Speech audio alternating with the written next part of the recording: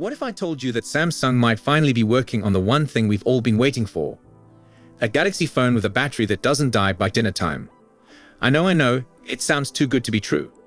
For years, Samsung has been giving us amazing cameras, beautiful displays, and powerful processors. But when it comes to battery life, they've been playing it safe with those same old 5000 mAh batteries. Meanwhile, Chinese brands have been putting 6000, 7000, and even 8000 mAh batteries in their phones. But here's the thing, new leak reports suggest Samsung is testing some absolutely crazy battery capacities. We're talking 12,000, 18,000, and even 20,000 mAh batteries.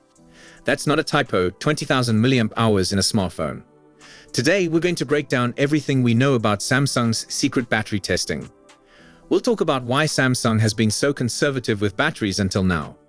And we'll explore what this could mean for the S27 Ultra and beyond. So if you've ever complained about your Samsung phone dying too quickly, this video is for you. Let me start by addressing the elephant in the room. Why has Samsung been so stingy with battery capacity all these years?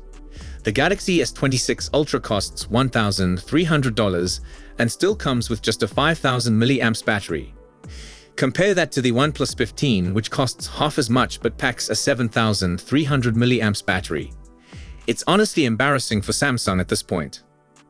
But there's actually a good reason behind Samsung's conservative approach. Samsung uses lithium-ion batteries, which are incredibly safe and reliable. The problem is, if you want to make a lithium-ion battery bigger, it has to get thicker. And in the world of premium smartphones, thickness is the enemy. Samsung has always prioritized that slim, premium feel in your hand. They'd rather give you a phone that looks elegant than one that lasts all day. But Chinese smartphone makers figured out a workaround years ago. They started using silicon-carbon batteries instead of traditional lithium-ion.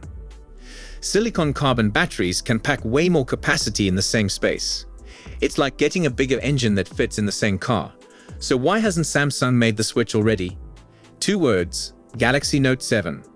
Remember that disaster from 2016 when Samsung phones were literally catching fire?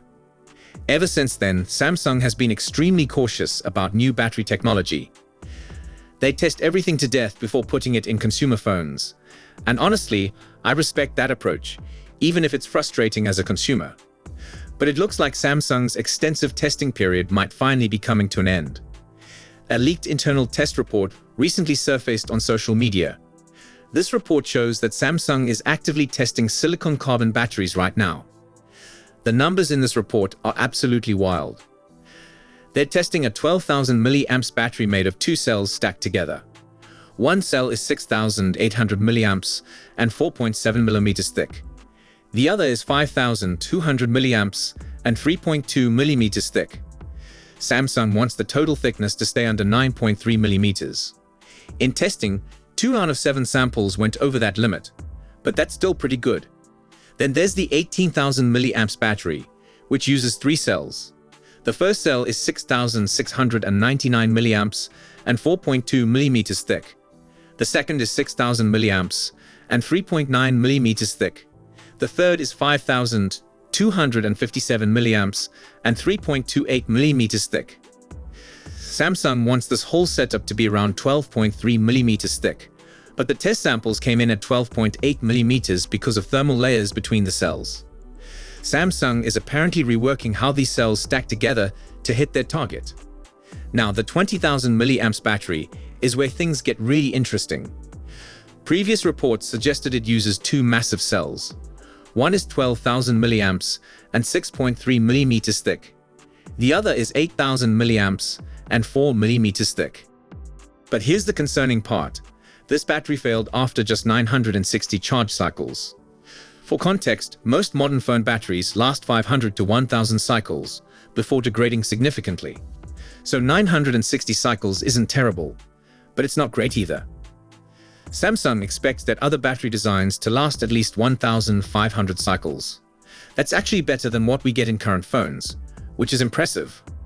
But let's be realistic about what this all means. Even if Samsung perfects this technology, we probably won't see 18,000 mAh batteries in regular phones. Think about it. A phone with an 18,000 mAh battery would be over 12 millimeters thick. That's basically twice as thick as current flagship phones. Samsung would never release something that chunky as their main flagship. But that 12,000 milliamps battery, now that's more realistic. At under 9.3 millimeters thick, it would still feel like a premium phone. And 12,000 milliamps would give you insane battery life. We're talking about charging your phone every 2 or 3 days instead of daily. You could watch Netflix for 20+ hours straight without plugging in. Gaming sessions could last all day without worrying about battery. It would completely change how we use our smartphones. But here's where things get even more interesting. There are rumors about Samsung planning a super premium flagship phone. According to leaked information, this phone might have 16 gigs of the newest LPDDR6 RAM. It could also have 1 terabyte of ultra-fast UFS 5.0 storage. And it might run on the upcoming Snapdragon 8 Elite Gen 6 Pro chip. This sounds like the perfect phone to debut Samsung's new battery technology. But there's a catch. This phone would be extremely expensive. The Snapdragon chip alone could cost $300 to manufacture. 16 gigs of LPDDR6 RAM might cost around $345. Add in that massive silicon-carbon battery and premium storage. The manufacturing cost could easily exceed $800. That means the retail price could hit $1,700 or even more. We're talking about iPhone Pro Max pricing, but for an Android phone. The question is, would people actually pay that much? I think some enthusiasts would, especially if the battery life is truly revolutionary. But it would definitely be a niche product, not a mainstream flagship. Samsung would probably still sell regular Galaxy phones with normal batteries. This super premium model would be for people who want the absolute best. Now, I have to mention that we should take all of this with some skepticism. There were similar rumors before the Galaxy S26 Ultra launched. People expected it to come with a silicon-carbon battery, but that didn't happen. Samsung is notorious for testing technologies for years before actually using them.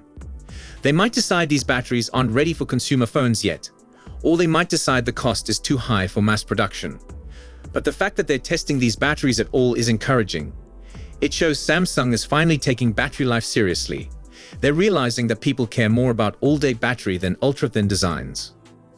Competition from Chinese brands is probably forcing their hand too. When a $600 OnePlus phone outlasts your $1,300 Galaxy phone, that's a problem. So what's my take on all of this? I think Samsung will eventually release phones with much bigger batteries, but it probably won't happen with the S27 Ultra next year. Samsung moves slowly, especially when it comes to battery technology. They'll want to do extensive testing and make sure everything is perfect. My guess is we might see the first silicon-carbon Samsung batteries in 2026 or 2027. And when they do arrive, it'll be a game-changer for Android phones. Imagine having a Galaxy phone that actually lasts longer than an iPhone. Imagine not having to carry a power bank everywhere you go. That's the future Samsung is working toward, and I can't wait.